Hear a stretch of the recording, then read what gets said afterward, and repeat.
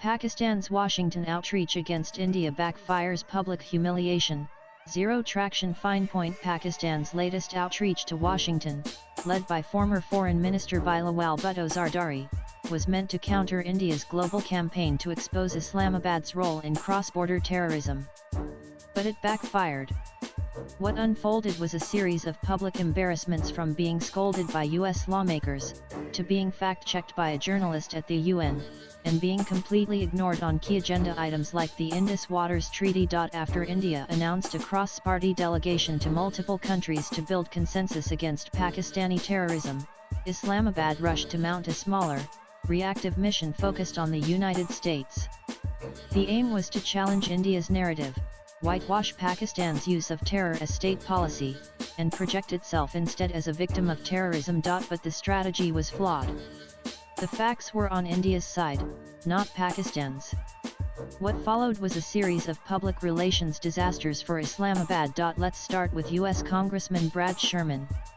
Having met the Pakistani delegation, Islamabad expected support. Instead, Sherman publicly demanded on X, formerly Twitter, that Pakistan eliminate Jaish-e-Mohammed, the terror group responsible for the brutal 2002 murder of journalist Daniel Pearl, who was Sherman's own constituent. Pakistan should do all it can to eliminate this vile group and combat terrorism in the region, Sherman posted. This wasn't a private remark, it was a public rebuke. But Sherman didn't stop there. He raised the continued imprisonment of Dr. Shakil Afridi, the physician who helped the US locate Osama bin Laden. Freeing Dr. Afridi represents an important step in bringing closure for victims of 9/11, he said. On water disputes, Sherman made an even more telling statement: China should not nick India's water, India should not nick Pakistan's water, and Pakistan's Punjab should not nick Sindh's water.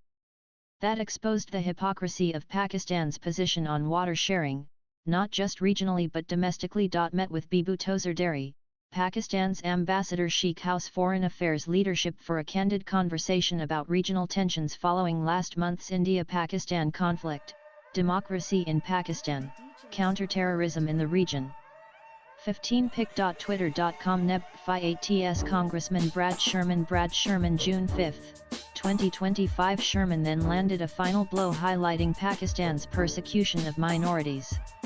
Christians, Hindus, and Ahmadiyya Muslims living in Pakistan must be allowed to practice their faith and participate in the democratic system without fear of violence, persecution, discrimination, or an unequal justice system. For years, Pakistan has managed to escape serious scrutiny on such human rights violations. A direct and public critique from a senior US lawmaker marks a sharp shift and should serve as a warning. Sherman also spotlighted one of Pakistan's most suppressed issues: enforced disappearances in Sindh. For years, the people of Sindh have faced political repression through enforced disappearances and extrajudicial killings. Since its founding in 2011, Pakistan's own Human Rights Commission has documented over 8,000 such cases, many of which have never been properly investigated, Sherman said. Talk about opening a can of worms. Islamabad had more to worry about than just diplomatic messaging. It now faced the international spotlight on its own governance failures. Meanwhile, the Pakistani delegation's attempt to raise the Indus Waters Treaty got no traction. Their plea to pressurize India over hydropower projects on the western rivers was met with silence. No statements. No pressers. Not even polite acknowledgement. The US wasn't buying it, a clear signal that Washington no longer has time for Pakistan's grievance theater. Then came another embarrassment. At a press conference at the United Nations, Bilawal Bhutto Zardari attempted to portray India as anti-Muslim, only to be corrected by a journalist. Sir, I've watched briefings from both sides. Muslim military officers were conducting the briefing for India, the journalist pointed out. Caught off guard, Bhutto simply nodded and admitted, as far as the operations are concerned, you're absolutely right. Humbled in seconds, a symbolic moment in a trip that offered Islamabad little more than a diplomatic scolding. But true to form, Pakistan didn't retreat or reflect. Instead, it doubled down. In yet another blunder, Bilawal Bhutto defended Hafiz Abdur Rauf, the man seen leading funeral prayers after India's Operation Sindoor airstrikes targeted terror camps in Pakistan and Pakistan-occupied Kashmir. Bhutto claimed Rauf merely shared a name with a designated terrorist. However, Pakistan's own military media wing, ISPR, released a CNIC that directly matched U.S. Treasury records, confirming Rauf's identity and his role in the Lashkar-Toiba-linked Pakistan Markaz-e-Muslim League PMML, a party designated as a terror proxy by the U.S. in 2018. Few individuals, as per the U.S. Treasury, are more integral to Let's fundraising than Rauf. Yet Pakistan chose to defend him. Finally, in a bizarre twist, Bilawal Bhutto floated the idea of cooperation between India's RA and Pakistan's ISI. I am completely confident that if ISI and RA sat down to work together, we'd see a significant drop in terrorism on both sides, he said. A strange proposition, considering Pakistan's long record of harboring terror outfits, 83 proscribed organizations at last count, with 45 still active.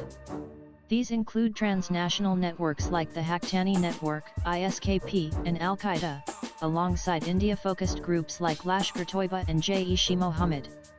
Most operate with the knowledge, if not direct support, of the Pakistani state and military. The only group that consistently targets Pakistan is the Tehreek-Taliban, a blowback of Islamabad's own strategic games. So far, Pakistan has used diplomatic platforms to either deny or deflect these truths. But it is becoming more and more difficult for the world to overlook Pakistan's brazen support of terror. Even the religion card is being declined. Trying to play the religion card, the Pakistani embassy even asked Malaysia to cancel all 10 events scheduled by India's delegation. "We are an Islamic country, you are an Islamic country," the embassy pleaded. Malaysia declined the request. All 10 events went ahead as planned. Swipe left for next video. Humiliation. Public embarrassment. Strategic disgrace. Operation Sindoor has left a giant crater in Pakistan's global image, a blemish no amount of denial, whitewashing or spin can conceal. It's karma in all its glory, and it has been duly noted by the world. Latest blogs.